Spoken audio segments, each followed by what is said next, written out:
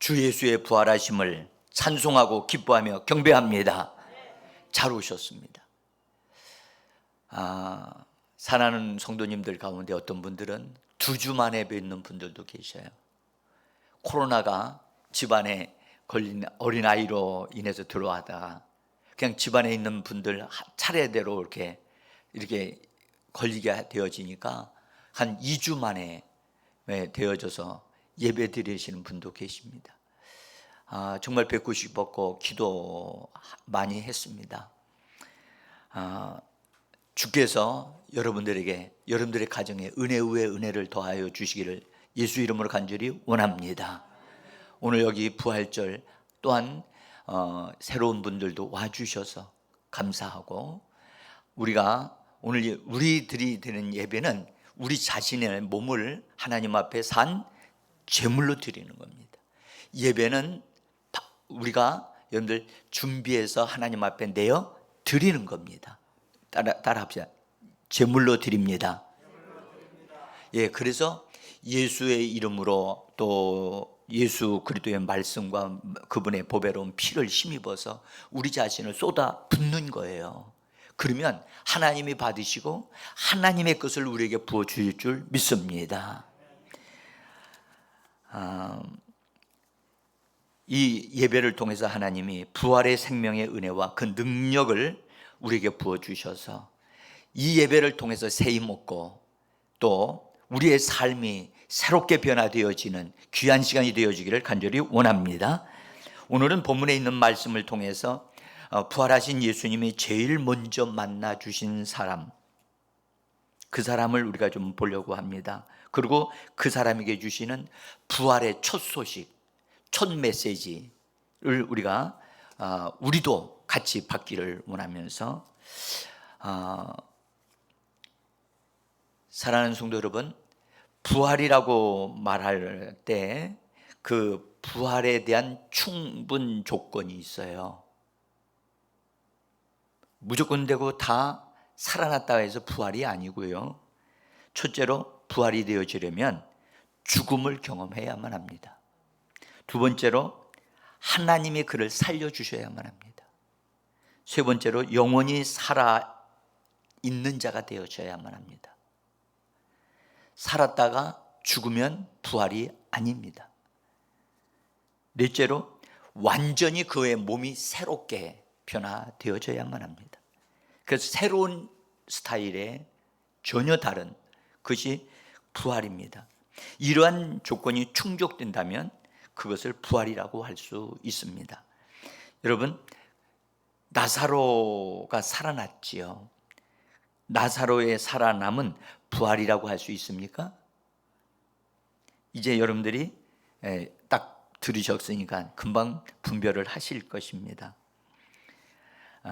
그가 살아난 것은 분명히 맞습니다만은 그가 살아난 것은 부활이 아니라 소생한 겁니다.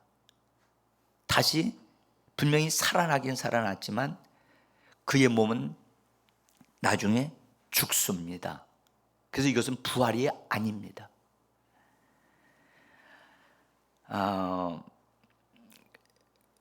진정한 부활은 어디에서 발견할 수 있을까요? 예, 그러면 한번 여러분들 예수님의 부활을 한번 보시기를 바랍니다. 예수님 분명히 죽으셨습니까? 십자가에 죽으셨습니다. 우리는 그걸 십자가 사건을 통해서 우리가 다 알고 있습니다. 예수님의 무덤에 들어가셨고 또 제자들도 그걸 확인했고, 무덤에 들어가셨을 뿐만 아니라 사흘이 되어졌을 때 예수님이 다시 살아나셨다라고 하는 사실을 제자들이 나중에 확인을 하게 되어집니다. 예수님이 부활하신 그날 새벽에 여러분들 큰 지진이 있었다는 사실을 사람들은 잘 모릅니다. 예수님이 십자가에 못 박히실 때도 지진이 일어났어요. 그리고 예수님이 부활하실 때 큰 지진이 일어났어요. 마태복음 28장에서 그걸 기록하고 있고, 여러분들 예수님이 다시 재림하실 때도 감난산이 3분의 1로 쫙 찢어지는 엄청난 지진이 일어날 겁니다. 그래서 예수님과 연관되어져 있는 것은 지진이 일어나고 있다는 사실을 우리에게 말씀을 하고 있습니다. 그래서 성경은 고린도전서 15장 4절에서 이렇게 말씀합니다. 한번 같이 읽어봅니다. 장사 지낸 바 되었다가 성경대로 사흘 만에 다시 살아났어. 예수님의 몸은요, 분명히 몸으로 부활하셨음에도 불구하고 손에 못자국이 있고 발에도 못자국이 있는 상태이지만 놀랍게도 그분의 몸은 옛날에 그런 몸이 아니었어요. 전혀 다른 형태의 몸으로 나타나셨습니다. 공간을 초월합니다. 그래서 문을 닫고 있는데도 예수님이 그냥 들어오실 수 있는 거예요. 그래서 예수님의 부활은 진실로 부활이라고 말씀드릴 수 있는 그런 부활이라는 단어에 적합한 겁니다. 어떤 이들은 이 부활에 대한 것을 오해를 하고 있는 분들이 계세요. 그래서 죽었다가 살아나면 된다. 아닙니다. 조건이 맞아야만 부활이라고 할 수 있습니다. 여러분, 우리의 부활은 어떻게 될까요? 예수님과 같은 수준의 부활이 되어질 것입니다. 여러분들, 예수님의 부활을 보면서 나의 부활을 볼 수 있어야 돼요. 그러면 여러분들 소망이 생기지 않습니까? 믿음이 생기지 않습니까? 그리고 영원히 사는 우리가 되어질 것입니다. 여러분들, 많은 사람들이 이 땅에 잠시 머물다가 다 갑니다. 갈 때 장차 그들의 앞날에 어떤 사람들이 될 것인가에 대한 그것이 많은 사람들이 불투명합니다. 그러나 그리스도 예수의 사람들은 그 앞날에 대한 분명함이 있는 사람으로 살아가야 될 줄 믿습니다. 구약의 배경으로 본다면 예수님의 부활은 부활의 첫 열매로 하나님 아버지께 먼저 드려져야 돼요. 이 구약 성경이 우리에게 말씀하시는 바입니다. 유대인의 절기들이 있는데 그 중에 초실절이라고 하는 절기가 있습니다. 그 초실절은 곡식들 가운데 첫 번째 익은 곡식들을 잘라서 그 대제사장에게 그것을 갖다 드립니다. 그러면 그 제사장은 그것을 받아서 열매를 맺었다고 해서 1년의 첫 곡식에 열매를 맺었다 해서 그것을 가지고 하나님 앞에서 기쁨을 가지고 흔들어요. 따라 흔든다. 흔들어 보세요. 한번 흔든다. 왜 흔들까요? 여러분들 죽은 사람은 죽은 것은 그냥 고정되어 있어요. 근데 흔든다는 것은 살아있다고 하는 거거든요. 그러니까 살아있는 곡식의 첫 열매로 하나님 앞에 드린다는 거예요. 그래서 드릴 때 안식 후 이튿날 드린다고 성경은 말씀하셨어요. 레위기서 23장 10절을 보겠습니다. 같이 10절 11절 읽어보겠습니다. 너희는 내가 너희에게 주는 땅에 들어가서 너희의 곡식을 거둘 때에 너희의 곡물의 첫 이삭 한 단을 제사장에게 가져갈 것이요 제사장은 너희를 위하여 그 단을 여호와 앞에 기쁘게 받으심이 되도록 흔들되 안식일 이튿날에 흔들 것이며. 안식일 그 이튿날, 안식일이 무슨 요일이죠? 토요일입니다. 여러분들, 오늘날도 여러분들 토요일 예배 드려야 된다고 하는 구약적인 개념을 가지고 있는 사람들이 모이는 곳이 있습니다. 그것은 잘못된 것입니다. 지난 주간에 저희 교회 다니다가 갑자기 용인으로 이사간 민날이라고 하는 자매가 저한테 전화를 했어요.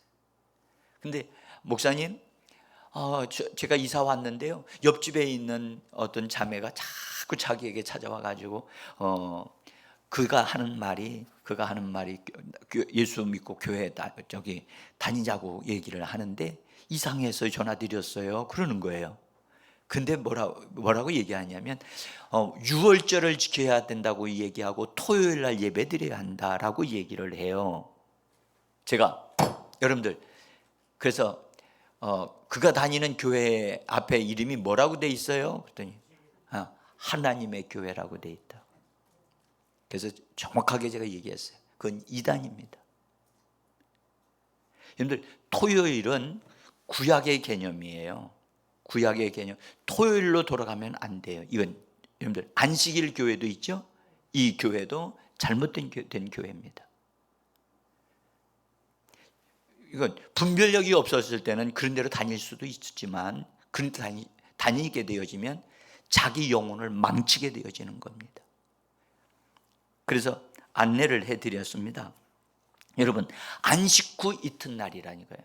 안식일 그 다음날. 그 다음날이 무슨 요일이죠? 주일이에요. 주일. 여러분들, 우리는 예수님이요, 예수님 부활하신 날이 주일입니다. 할렐루야. 그래서 주일은 모든 날의 첫 번째 있는 날이에요. 안식일은 모든 날의 마지막이에요. 창조의 마지막이 안식일이고, 그리고 부활의 첫날이 바로 주일이에요. 그래서 모든 날의 머리가 되어지는 날 주일이에요. 할렐루야. 그래서 우리는 주일날 주님의 부활하신 그날 모여서 예배 드리는 거예요. 그래서 주일은 우리 날이 아니고 주님의 날을 주일이라고 하는 거예요. 따라합시다. 주님의 날. 우리 알고 예배 드려야죠. 응? 자, 그래서 안식 후 안식일 이튿날에 흔들어서 하나님 앞에 드려야 된다. 그래서 이 한단은 예수 그리스도를 의미하는, 부활을 의미하는 것입니다. 사도 바울은 고린도 교회에게 말씀을 전하면서 부활에 대해서 말씀을 하시면서 부활도 순차적으로 되어진다 라고 말씀을 하시고 이렇게 말씀하셨어요. 고린도서 15장 23절 한번 같이 읽어보겠습니다.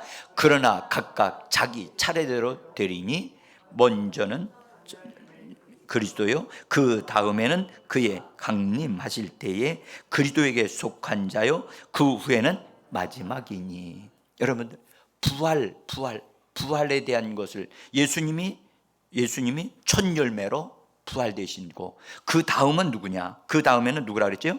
그분이 강림하실 때에 그리스도에게 속한 자들이라, 바로 우리들이에요. 할렐루야. 그래서 그리스도 안에 속한 우리들은 부활합니다. 아멘. 그러나 이 몸 가지고 부활하는 게 아닙니다. 이 몸이 아니고 신령한 몸을 입습니다. 아멘. 근데 이 신령한 몸은, 사랑하는 성도 여러분, 몸을 입으니까 우리가 그렇게 생각, 그때 성경은 말씀하시기를 호련히 변화되어질 것이라 성경은 그렇게 말씀하셨어요. 그러나 여러분들, 우리는 이 공예배를 통해서, 예배를 생활과 신앙생활을 통해서 우리는 하나님의 말씀을 먹음으로 몸으로 신령한 몸을 만들어가는 거예요. 아멘. 여러분들, 우리 육신의 몸도 양식을 먹음으로 몸이 힘을 얻고 성장하지요. 동일하게 하나님의 말씀을, 우리의 거듭난 영이 말씀을 먹습니다. 먹으면 우리의 속사람이 성장해서, 성경 뭐라고 말씀하시느냐? 예수 그리스도의 형상을 닮아가고, 그래서 장성한 분량에 이르게 된다라고 말씀합니다. 그래서 우리는 말씀을 먹어야 된다고 주님이 말씀하셨죠. 그래서 우리는 말씀을 먹어야만 합니다. 여러분들, 말씀은 귀로만 듣는 게 아닙니다. 말씀은 입으로 먹습니다. 먹는 것은 입을 사용해서 먹어야 되겠죠. 그래서 여러분, 예배 드릴 때 말씀이 우리에게 주어질 때 그 말씀을 아멘으로 받으면 그의 영 안으로 들어가는 말씀이 되어질 수 있습니다. 그래서 우리가 그 다음에 이제 주님이 우리를 올리실 거고, 그 이후에는 마지막에는 믿지 아니하는 자도 부활합니다. 근데 그들도 몸을 가지고 부활해요. 근데 그들의 몸은 심판받기 위한 몸이 되어질 겁니다. 많은 사람들이, 믿지 않는 저들은, 자기들은 그냥 죽으면 끝난다고 생각을 합니다. 아닙니다. 절대 그냥 끝나지 않습니다. 자, 사랑하는 성도 여러분, 예수님의 부활이 첫 열매의 그로서 부활되셨다. 그래서 하나님 앞에 올라가셔야 되잖아요. 예수님이 부활하셨으니까. 오늘 성경에 보니까 오늘 요한복음은요, 막달라 마리아라고 하는 여인을 혼자 등장을 시킵니다. 사실은 혼자 간 게 아닙니다. 혼자 여러분들 무덤에 가는 것, 그것도 새벽에 가는 것, 그때 당시 지금과 같이 전기가 있는 것도, 시설이 되어 있는 것도 아니고, 예수님이 무덤에 갈 때 골고다라고 하는 거기에는요, 공동묘지입니다. 공동묘지에 여인이 혼자서 다 간다? 자, 여기 사랑하는 성도 여러분, 여자분들 여기 계십니다. 그렇게 하실 수 있죠? 용기 있는 자는 갈 수 있습니다. 그런데요, 쉽지 않습니다. 예? 사랑의 열정이 넘쳐도요, 혼자 그렇게 가기가 쉽지 않습니다. 그래서 성경은 다른 여인들과 같다고 성경은 기록을 합니다. 어쨌든 요한복음에서는 막달라 마리아를 중심으로 다루고 있습니다. 자, 근데 예수님이 올라가셔야 되는데, 올라가실 예수님을 붙잡는 어떤 사람이 있었어요. 여러분들, 이건 보통 문제가 아닙니다. 보세요. 구약적으로 본다면 하나님께로 예수님이 제일 먼저 자기 자신을 올려드려야 되거든요. 근데 올려드려야 되는 그 상황에서 예수님이 하나님께로 올라가지 못하시고 어떤 사람을 만나셔야만 됐던 거예요. 놀라운 사건이 터진 거예요. 그 사건을 가리켜 막달라 마리아 사건이라고 얘기를 해요. 이 사건은 올라가시는 예수님을 그 순간에 올라가시지 못하도록 붙잡는 사건이라. 그래서 기가 막힌 사건이에요, 이 사건은요. 그러니까 예수님이 하나님 앞에 올라가는 것보다 더 우선적인 것이 어디 있겠어요? 그런데도 예수님은 올라가시기 전에 만나야 할 사람이 있었던 거예요. 그 사람은 어떤 사람이었는가? 막달라 마리아예요. 이 여인의 어떠함을 안다면 여러분들이 깜짝 놀랄 겁니다. 이 여인은요, 막달라라고 하는 지역에 살고 있는 여인이었는데, 그래서 막달라 마리아예요. 근데 막달라라고 하는 이곳은요, 그 당시에 도덕적으로, 성적으로 문란한 생활을 하는 사람들이 살고 있는 지역이에요. 그러니까 좋은 지역이 아니잖아요. 근데 그 지역에서 살고 있었던 여인인데, 그 여인이 놀랍게도 안타깝게 귀신이 들렸어요. 성경은 7 귀신이 들렸다고 하고, 그의 생활은 정말로 온전하지 못하고 부끄러운 생활을 했어요. 그 당시에 유대인들이 막달라 마리아를 알고 있는 사람들이 많았어요. 남자들이. 그래서 누가복음 8장 2절을 한번 보시면 같이 보겠습니다. 7 귀신이 나간 자 막달라인이라 하는 마리아라고 소개를 합니다.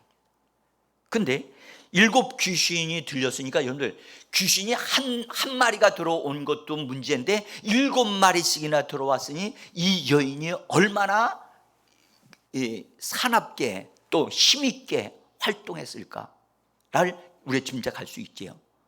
근데 놀랍게도 예수님이 이 여인을 만나서 이 여인 속에 있는 귀신을 쫓아내시고 이 여인이 잘못한 살았던 그것을 용서하시는, 용서를 받은 여인이 되어지도록 예수님이 돕습니다. 주님을 찬양합니다. 여러분들, 우리 주님은 이런 여인을 버릴 수도 있는 분이시지만, 우리 주님은 이런 죄인을, 이렇게 어려운 사람을 섬기기 위하여 이 땅에 오신 인자이신 그리스도인 줄 믿습니다. 예수님은 이 땅에 대접받으러 오신 분이 아니라 이처럼 어려운 사람들, 힘든 사람들, 병든 사람들, 버려진 자들을 찾으시고 구원하시고 용서하시고 하나님께로 인도하기 위하여 오신 분인 줄 믿습니다. 그래서 이 여인이 치료받았어요.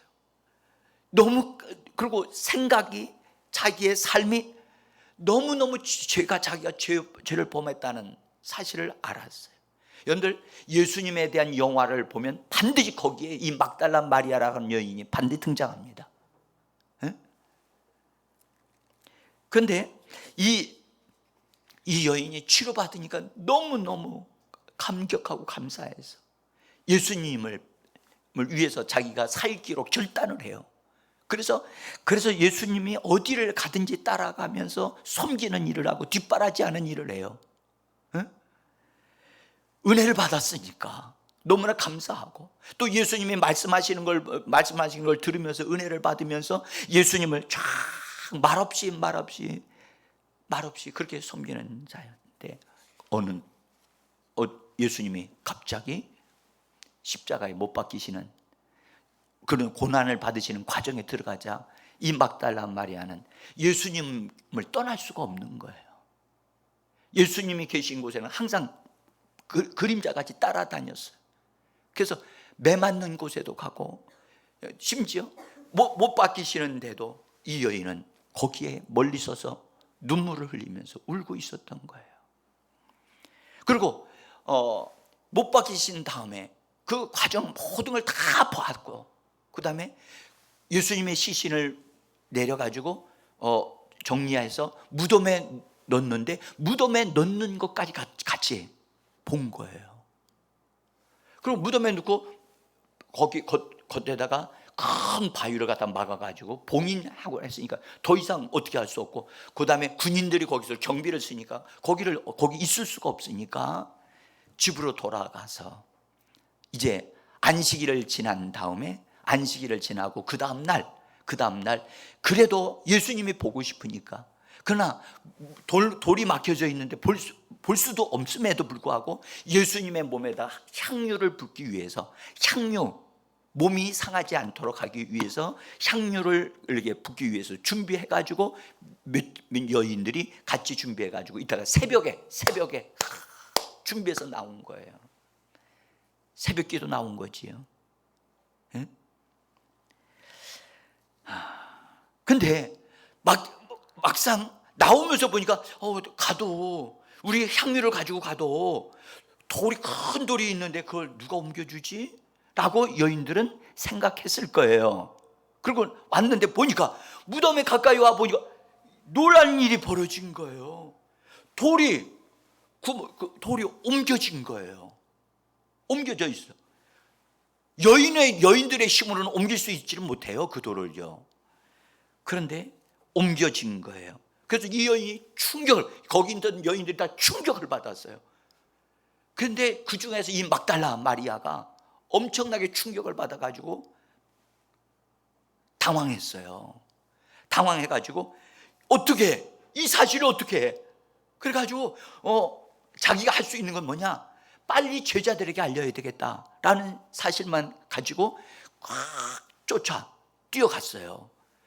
이 골고다라고 하는 이 무덤에서 예수님의 제자들이 있는 거는 거리가 좀 되어지는데, 거기를 막 뛰어가가지고 알려줬어요. 이렇게 알려줍니다. 오늘 요한복음 20장 2절에서 이렇게 기록하고 있습니다. 요한복음 20장 2절 읽어보겠습니다. 사람들이 주님을 무덤에서 가져다가 어디에 두었는지, 사랑하는 성도 여러분, 이 소식이 무덤을 방문했다가 막달라 마리아가 제자들에게 전한 이야기입니다. 소식입니다. 근데 사람들이 주님을 무덤에서 가져다가 어디 두었는지 우리가 알지 못하겠다라고 그렇게 말을 합니다. 여러분들, 막달라 마리아가 전하는 이 소식에는 여러분들, 이 소식에는 슬픔이 가득 차고 불확신과 당황과 그 여인이 생각하고 있는 추측이 들어 있어요. 여러분들, 이 여인은 지금 부활의 소식을 전하고 있지 않지요. 그렇죠? 예수님이 누군가가 가져갔다는 거예요. 마치 이 여인은 옮겨간 것 같은 것을 본 거와 같이 말을 하고 있어요. 에? 뭐라고 얘기해요? 사람들이 누군지는 모르지만 사람들이 주님을 무덤에서 가져다가 어딘가 두었다는 거예요. 그래서 자기들은 그것을 알 수가 없다는 거예요. 여러분들, 이렇게 말할 수는 있어도 이것은 그 여인의 생각이지 현실이 그렇게 된 건 아니잖아요. 이런 걸 뭐라고 그래요? 추측이라고 하지요. 여러분들, 이 여인의 지나친 상상력, 이 상상력이 이런 말을 말하게 됐어요. 여러분들 잘 보세요. 우리가 어떤 일을 만날 수 있어요. 근데 그것 때문에 충격을 받게 되어지면요, 충격을 받게 되어지면 어떤 것에 의하여 자기 상상을 상상으로 뭔가를 그려내고 그것을 말을 해요. 마치 사실인 것 같이. 이것은 참된 게 아니거든요. 실제가 아니거든요. 근데 이 여인은 지금 실제같이 이야기를 하고 있잖아요. 이런 거요, 여러분들, 잘못된 이런 상상력, 그 다음에 추측하는 것, 이런 것은요 전혀 다른 어떤 것을 만들어낼 수 있다는 사실을 주의하셔야 됩니다. 주의하셔야만 됩니다. 전혀 다른 사건으로 만들어갈 수도 있고요, 만약 이 여인의 말대로 한다면 어떤 사람들이 가져간 것이 되잖아요. 그렇죠? 이런 이야기를 들은 제자들이, 그 중에 베드로와 요한이 이 이야기를 딱 듣자 놀랬지요. 예? 그리고 자기들이 한 일이 아니니까 일단 사실 확인을 위해서 일단 가봐야 되겠다 해서 팍 뛰었어요. 그래서 요한과 베드로가 달려갔는데, 여러분들, 요한은 젊은 사람이고 베드로는 나이가 들어 있는 40대 이상에 된 사람이었어요. 젊은 20대와 약 30대 사이에 있는 사람하고 40대에 있는 사람이 팍 달려서, 여러분, 산 쪽으로 막 올라가는 길을 간다면 누가 더 잘 달릴까요? 응? 젊은 사람이 아무래도 빠르겠죠. 그래서 성경은요, 성경은 자기 이름을 밝히지 않았는데, 왜 밝히지 않았냐면 요한이 자기 이름을 이 요한복음에서 자기가 자기 이름을 밝힌다고 하는 것은 좀 아름답지 않다라고 생각을 했던지 자기 이름을 다른 제자라고 그렇게 겸손히 자기를 가리웠어요. 응? 그리고 요한이 그래서 막 뛰어가서 보니까 진짜 무덤 문이 열린 거예요. 응? 그래서 허리를 굽혀서 무덤 안에 돌을 파가지고 유대인들은 무덤을 만들거든요. 그래서 들여다 보니까 그 안에 예수님의 이렇게 몸을 가리었던 그 세마포가 따로 개켜져 있는 것을 보게 되어졌어요. 그런데 무덤 안에 들어갈 수 있는 용기가 부족했어요. 여러분, 우리는 여기서요, 믿음을 가진 사람은 반드시 용기가 있어야 하나님 안에 더 깊은 것을 얻어 누릴 수 있게 되어집니다. 용기가 필요합니다. 지금 우리의 상황이 코로나라고 하는 상황 속에서도, 여러분들, 우리는 코로나로 인해서 통제받고 여러 가지가 통제되어지는 가운데 살지만, 이런 가운데도 우리는 믿음의 용기가 필요한 줄 믿습니다. 예수님의 시신이 있었던 무덤 안에 들어가는 것조차도 이 젊은 요한은 예수님을 따라갔던 제자였는데도 불구하고 들어갈 수 없는, 여러분들, 혹시나 여러분들 안에 두려움이 있습니까? 두려움은 내가 받아야 할 축복을 다 받지 못하게 하는, 나 자신을 통제하는 그 어떤 것이라는 사실을 꼭 아셔야만 합니다. 내가 뭘 두려워합니까? 사람 두려워합니까? 사람을 두려워하면 그 사람에게 걸리게 돼 있어요. 여러분들, 어두움을 두려워합니까? 아니면 죽음을 두려워합니까? 병을 두려워합니까? 여러분들, 분명하게 그 두려움은 반드시 예수의 이름으로 정리되어져야만 합니다. 두려움은 성경의 요한 1서에서 말씀하기를 형벌이 따른다고 말씀하셨어요. 마음에 두려움이 있으면 가지고 계시면 안 됩니다. 반드시 정리하시고 예수님의 이름으로 그걸 열어놓고, 예수님, 내가 내 마음 안에 이러이러한 것으로 인해서 내가 두렵습니다. 이 두려움이 내 안에서 빠져나가고 정리되고, 난 이거 두려움을 내가 쫓겠습니다. 주님이 도와주옵소서. 그래서 우리 내면에, 우리들의 마음 안에 하나님의 평강이 넘쳐나야 될 줄 믿습니다. 요한은 두려움이 안에 있었던 겁니다. 오늘도 여러분 이 예배에 참석하신 사랑하는 성도님들, 두려움을 가지면 어느 단계에 딱 들어가다 더 이상 전진을 못합니다. 그냥 거기서 뭐 바라만 봅니다. 하나님의 축복을 끝까지 들어가서 그것을 얻어 누리는 우리가 되어져야 할 줄 믿습니다. 정리 여러분들 잘 기억하시기를 바라고. 자, 그 다음에 그래서 이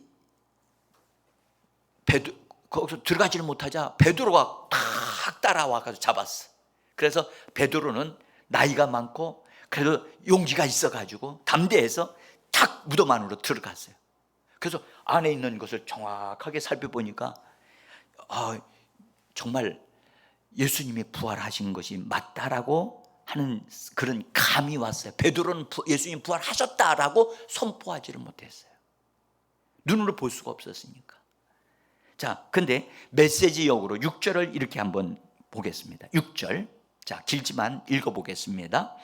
베드로가 그의 뒤에 도착해서 무덤 안으로 들어가 보니 고운 배가 놓여 있었다. 그분의 머리를 감쌌던 수건은 고운 배와 함께 있지 않고 따로 가지런하게 개겨져 있었다. 그제야 먼저 도착했던 제자도 무덤 안으로 들어가서 증거를 보고 믿었다. 사랑하는 성도 여러분, 여기서 이 번역이 우리가 좀 이해하기 쉽게 번역을 해놨죠. 이 분명히 머리에 감쌌던 수건이 따로 있고 옷에 입었던 이게 감쌌던 고운 베옷이 따로 있었다는 것을 얘기해 줍니다. 그런데 고운 베옷은 따로 가지런하게 개겨져 있다고, 그렇죠? 여기 보면 머리를 감쌌던 수건은 고운 배와 함께 있지 아니고 따로 가지런하게 개겨져 있었다. 그렇죠? 머리를 감쌌던 것은 개겨져 있었다는 거예요. 여러분들, 우리는 여기서 하나 개겨져 있으려면 누군가가 이거 정리를 해야 되는 거죠. 그렇죠? 누가 정리했을까요?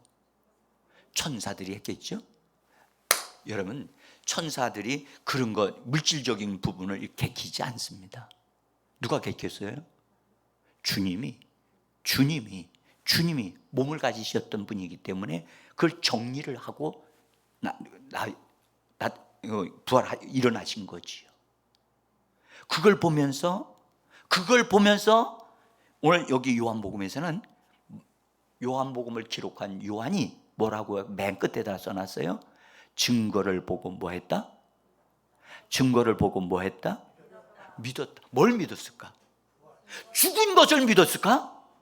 이미 죽은 것은 그 전에 죽었으니까요. 요한이 그 안에 있는 사실을, 부활이라는 것을 내명을 쓰지를 않았지만 부활을 믿었다는 얘기를 이렇게 표현을 하고 있는 겁니다. 자, 부활을 믿었어요.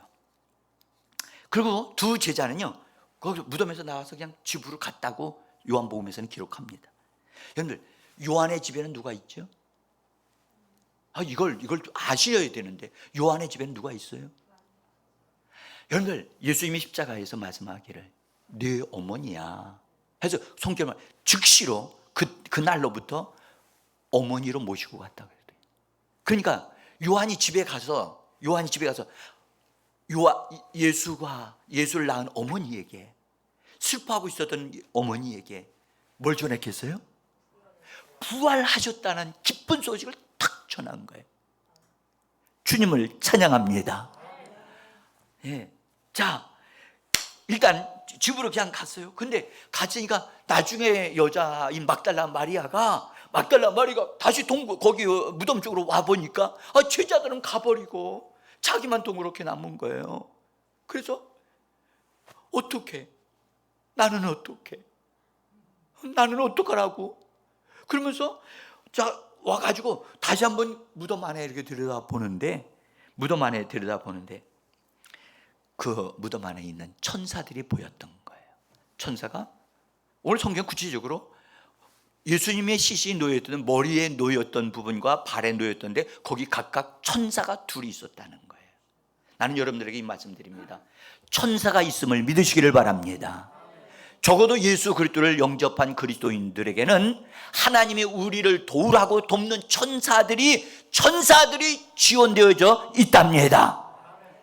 예수님에게 두 천사가 와가지고 이렇게 돕는 역할로 와 있는 것과 같이 예수 믿는 사람에게. 그래서 히브리서 1장 14절에는 하나님의 아들들을 도우라고 섬기라고 천사들을 하나님이 보내심이 아니겠느냐라고 말씀해 주셨습니다.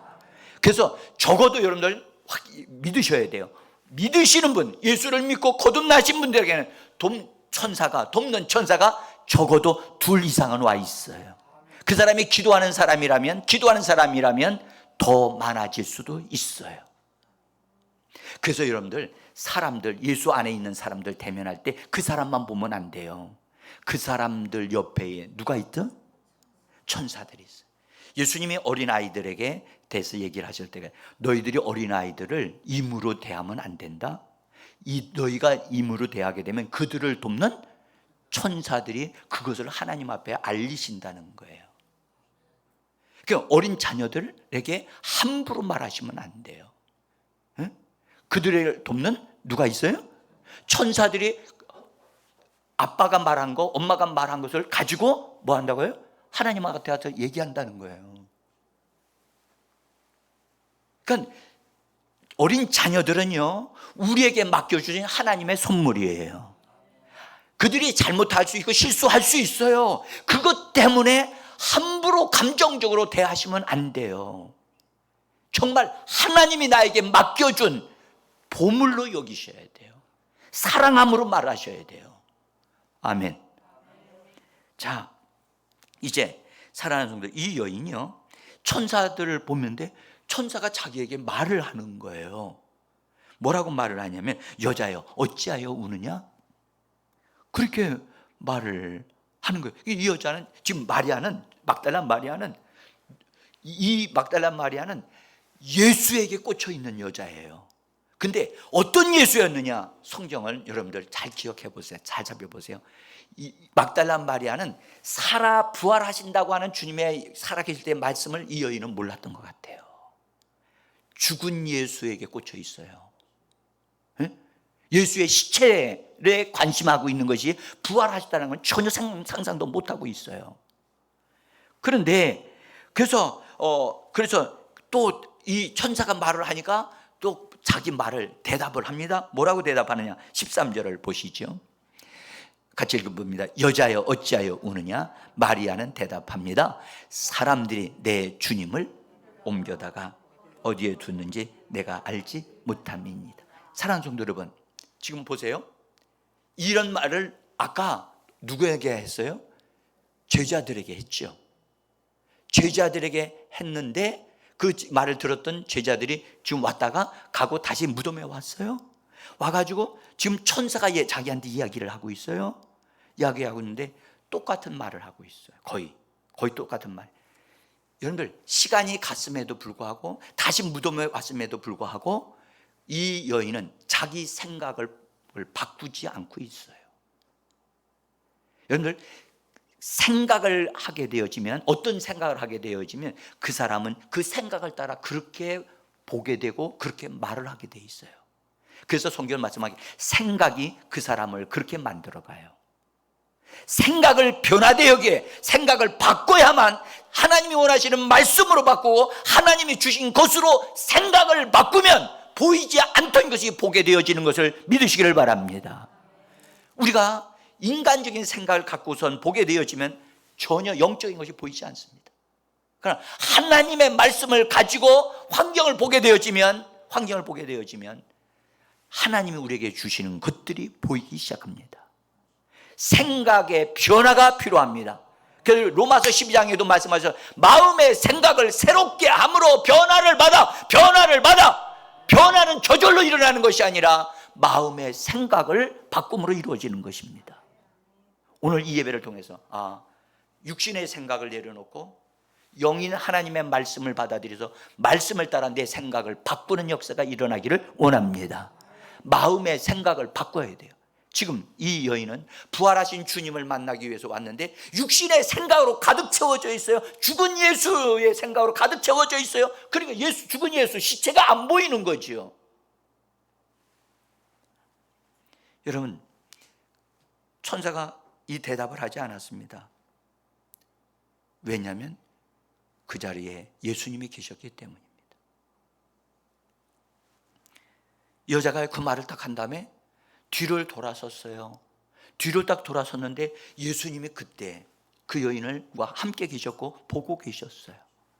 여러분들 보세요. 뒤로 돌이켜라고 이 말에서 생각을 돌이켰다면 주님이시군요 이렇게 말이 나왔겠지요. 그런데 돌이켰는데도 예수님이 안 보이는 거예요. 우리의 생각이 우리의 눈을 가리운다는 사실을 기억하셔야 돼요. 그래서 우리의 앞에 우리 눈을 가리고 있는 생각을 변화시키면 보이지 않는 게 보인다고요. 아멘. 이것이 중요합니다. 그런데 돌아서서 뭘 찾았겠어요? 예수님의 시신 찾았죠. 그런데 예수님이 그때 그 여인을 보시면서 그 여인에게 질문을 하십니다. 여기 15절에서 묻습니다. 여자여 어찌하여 울며 누구를 찾느냐? 누구를 찾느냐? 누구를 찾아야 되죠? 예수는 예수예요. 예수이긴 예수인데 이 막달라 마리아는 어떤 예수를 찾아요? 죽은 예수를 찾아요. 사랑하는 성도 여러분, 오늘날 교회 와가지고 정말 죽은 예수 찾는 성도들이 있어서는 안 되겠지요. 부활하신 예수, 내게 응답하시는 하늘 보좌에서 나를 도우시는 예수, 그 예수를 찾아야 될 줄 믿습니다. 막달라 마리아는 찾기는 찾고 있는데 열정적으로 찾고 있는 대상이 잘못된 거였습니다. 네? 오늘 우리가 그리 될 수 있다는 사실을 기억하셔야 돼요. 우리 주님은 나에게 주시려고 더 좋은 걸 주시려고 하는데 내 수준에서 이것만 해달라고만 하는 있다면 안타까운 일이 아니겠습니까? 응? 그러니까 이 막달라 마리아가 주님의 이 말, 누구 찾느냐라는 이 말씀에 정확하게 또 대답을 하려고 해야 되는데 이렇게 얘기합니다. 같이 거기 보면 이렇게 얘기합니다. 주여, 주여, 주여, 당신이 옮겼거든 어디에 두었는지 내게 이루소서. 그리하면 내가 가져가리이다. 근데 그 앞에 부분 예수님이 말씀하신 것을 예수님의 말씀으로 알지 않고 예수님으로 알지 않고 누구라고 생각했다고요? 보세요. 동산지기 수준이 다 좀 한 단계 떨어져 있잖아요. 그렇죠? 그 환경에 맞는 생각만 하고 있다고요. 가져갔다. 동산지기일 수도 있겠다. 동산지기라면 이 사람이 가지고 갈 수 있겠다라고 생각을 하는 거니까. 이 여인은 굉장히 상상력이 뛰어났어요. 이 상상력이 하나님에게 초점을 맞춰서 잘 맞았더라면 이 사람은 큰 사람이 될 수 있는 사람이에요. 근데 또 이렇게 이야기해요. 당신이 옮겼거든 어디 두었는지 내게 이루소. 그리하면 내가 가져가리다. 이 여인의 열정이 보이잖아요. 내가 가져가겠다. 지금 뭘 가져가겠다는 거죠? 여러분들 시체를 여러분들 들어보신 적 있나요? 짊어지 본 적 있나요? 여러분 엄청 무겁습니다. 근데 이 여인은 지금 자기가 그 시체를, 예수님의 시체를 짊어지고 가겠다는 거예요. 이거는 뭘 볼 수 있냐? 엄청난 열정이 불타고 있구나. 그러나 여러분들 보세요. 열정보다 더 중요한 건 뭐냐? 바르게 볼 수 있는 눈이 필요한 거예요. 열정도 중요하지만 열정보다 더 중요한 것은 바르게 볼 수 있는 눈이 필요한 거예요. 여러분들 그래서 빨리 가는 것이 중요한 것이 아니라 방향이 맞아야 되는 거예요. 방향이 맞아야 빨리 가는 것이 유익하지요. 정반대로 가게 되어지면 시간만 낭비할 뿐이에요. 그래서 열정보다 더 소중한 것은 바르게 볼 수 있는 눈이 필요한 겁니다. 자,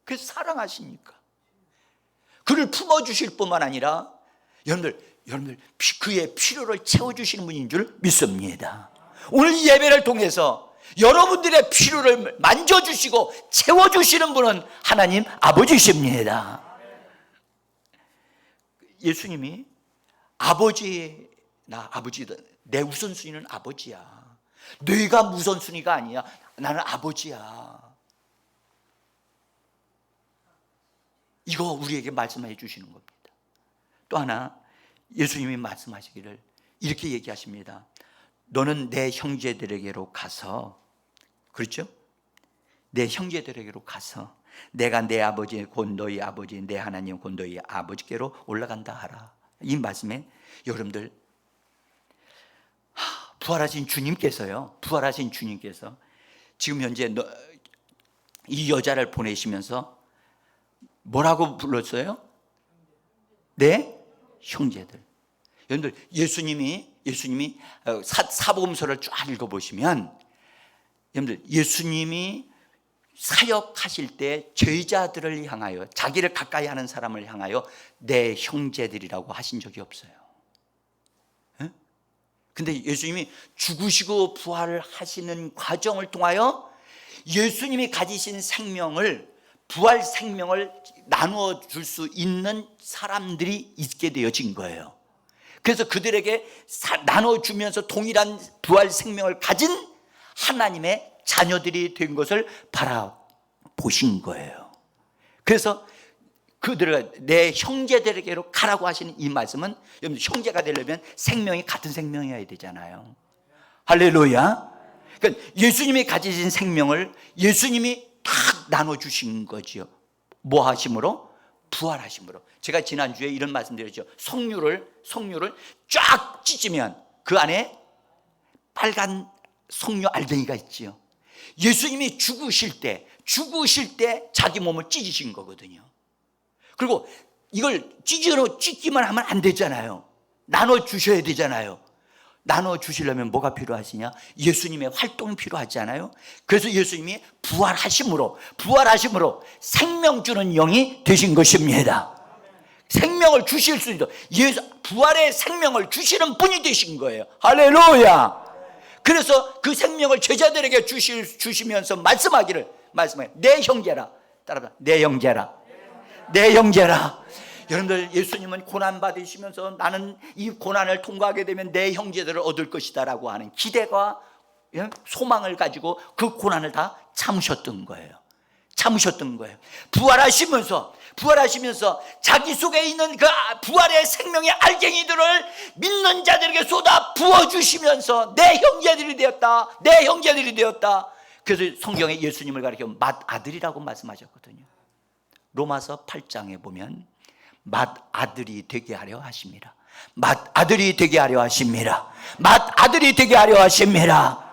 여러분들 로마서 8장 29절에 그렇게 말씀하셨어요. 그래서 우리는 예수 그리스도가 맏형이시고 우리는 예수 그리스도의 형제들이 되어진 자들이에요. 할렐루야. 그래서 여러분들 이사야 성경에는 예수님이 자기 자신을 십자가에 못 박는 속건 제물이 되어지신 이후에 많은 씨를 얻으실 것이라고 하는 예언을 말씀하셨어요. 이사야 53장은 고난의 장이죠. 자, 한번 보죠. 이사야서 53장 10절.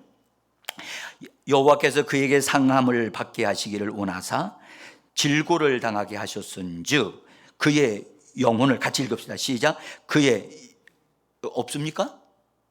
이사야서? 이건 제가 읽어드리겠습니다. 그의 영혼을 속건제물로 드리기에 이르면 그 씨를 보게 되며 그 후손들을 보게 되며 라고 말씀하셨어요. 형제들을 보게 될 것이다. 정말 이건 놀라운 예언인데요. 사랑하는 성도 여러분, 예수님은 부활하시면서 부활을 통해서 자기를 통해서 많은 형제들이 얻는 것에 대한 기대감과 기쁨과 그것이 막 불타오르고 계셨던 거예요. 그래서 여인에게 너는 내 형제들에게 가가지고 말하기를 내 하나님 너희 하나님, 내 아버지 너희 하나님. 근데 사실은 먼저 내 아버지 너희 아버지 이거부터 하셨거든요. 예수님을 통해서 하나님이 제자들과의 관계가 뭐가 됐다고요? 예수님과의 관계는 형제가 됐지만 하나님과의 관계가 뭐가 됐다고요? 아버지의 관계, 새로운 관계가 이루어졌다는 거예요. 그것이 부활의 첫 소식이에요. 할렐루야. 여러분들, 관계를 새롭게 하신 것을 선포하시고 알려주시는 예수님, 그것을 부활의 첫 소식으로 이 여인에게 위임하시면서 너는 내 형제들에게 가서, 형제들이 됐다고 말을 하면서 하나님이 나의 하나님이 나의 아버지가 되실 뿐만 아니라 너희 아버지가 되시고 나의 하나님이 너희의 하나님이 되셨다라고 한실은 위대한 선언을 하신 것이 부활로 말미암아 시작되었다는 사실입니다. 이것은 취소될 수 없습니다. 이것은 우리에게 믿는 자들에게 이루어진 것입니다. 사랑하는 성도 여러분, 그래서 성경에는 이렇게 말씀합니다. 히브리서 2장 11절에는 11절과 12절인데 같이 읽어봅니다. 거룩하게 하시는 이와 거룩하게 함을 입은 자들이 다 한 근원에서 난지라. 그러므로 형제라 부르시기를 부끄러워하지 아니하시고, 12절 이르시되 내가 주의 이름을 내 형제들에게 선포하고 내가 주를 교회 중에서 찬송하리라 하셨으며. 할렐루야. 사랑하는 성도 여러분, 우리 주님은 우리를 형제라고 부르시는 것을 부끄러워하지 않았다는 거예요. 너는 내 형제예요. 우리는 너무나 수준이 낮고 정말 부족하잖아요. 나 같은 사람을, 예수님이 나 같은 사람을 형제라고 부르신다? 주여, 이것은 나는 그런 자격이 없는데. 그렇습니다. 우리는 그럴 자격이 없지만 예수 그리스도를 믿고 예수 그리스도 안에 들어가 있는 사람은 예수 그리스도를 통하여 형제가 되어진 것입니다. 하나님을 아버지라고 부를 수 있나요? 우리 힘으로요? 안 됩니다. 예수님을 믿음으로 말미암아 아버지가 되신 것입니다. 오늘 이 말씀을 통해서 부활하신 날, 그 부활의 가장 기쁜 소식이 무엇이었느냐? 믿는 자들에게 너는 내 형제라 말씀하신 것이고, 하나님이 너희 하나님이 되고 너희 아버지가 되셨다고 하는 엄청난 위대한 선언이 저와 여러분들에게 이루어졌고 앞으로도 계속하여 여러분들의 삶을 하나님이 형제로 또한 아버지로서 우리를 이끌어 가실 걸 믿으시기를 바랍니다.